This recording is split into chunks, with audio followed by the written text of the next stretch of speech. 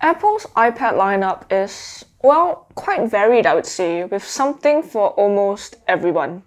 And the iPad 10th Gen that came out last year, I've been using it for almost 3 months now, and I definitely think this is the best iPad for a lot of people.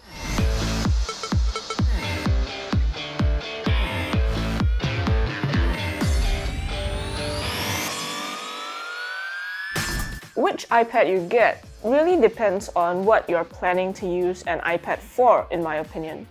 A lot of people just want a bigger screen for reading, watching videos, and maybe playing games. And that, in all honesty, doesn't really require a lot of power. So that's where this iPad comes in. But let's talk design first. The iPad 10th Gen is the first in the base iPad lineup to come with the squared-off design, which means no more curved edges. Everything's all sharp lines and angles now, which brings the design aesthetic in line with the iPad Pro, iPad Air, and iPad Mini. Personally, I like it a lot, so this is great.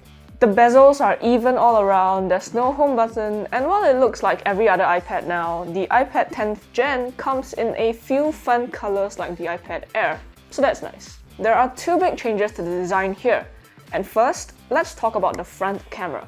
Before this, all the front cameras were on the top of the iPad when you held it in portrait mode, which means that when you're using the iPad in landscape, you get an off-centered camera which makes video calls and such a tad awkward. Now, the front camera is on the long edge of the screen, which makes it more natural when you're using the iPad in landscape mode during calls. This is a bit of a problem that I have when using my iPad Pro for work calls, but even though I'm crossing my fingers for this to appear on the iPad Pro, I'm not 100% sure that it will happen. Regardless, the camera does come with center stage, so you'll always be in frame even if you are moving around on a call, whether the iPad's in portrait or landscape mode. Moving down to the actual display, it's a new 10.9-inch liquid retina display that's quite similar to the previous one, but it's slightly bigger and it's bright enough to use outdoors as well. Because there's no home button, the bezels are thinner as mentioned. One thing to note is that if you scrutinize the display, you might actually notice that there's a slight gap between the glass and the actual display. It's not a big thing, just something to note. It won't impact your day-to-day usage at all, but yes, not quite as premium as the Air or Pro, but that is to be expected. The second change is at the bottom of the iPad. Apple has gradually been moving away from Lightning ports on the iPads, and the iPad 10th Gen gets that same upgrade to USB-C, which is nice, although it then introduces a problem with accessories, namely the Apple Pencil. Because the iPad 10th Gen still only supports the Apple Pencil 1st Gen, and that only charges and pairs via Lightning. So Apple's solution is to introduce a dongle for charging and pairing, and yes, while Apple is bundling the dongle with new purchases for the Apple Pencil 1st Gen, it's just not optimal. I would have loved to have seen support for Apple Pencil Gen 2 here, but yeah. Up top, the top button has been updated with Touch ID capabilities, which is very nice. And yeah, at 477 grams, this iPad is just a hair heavier than the iPad Air. Inside though, Apple has made some trade-offs.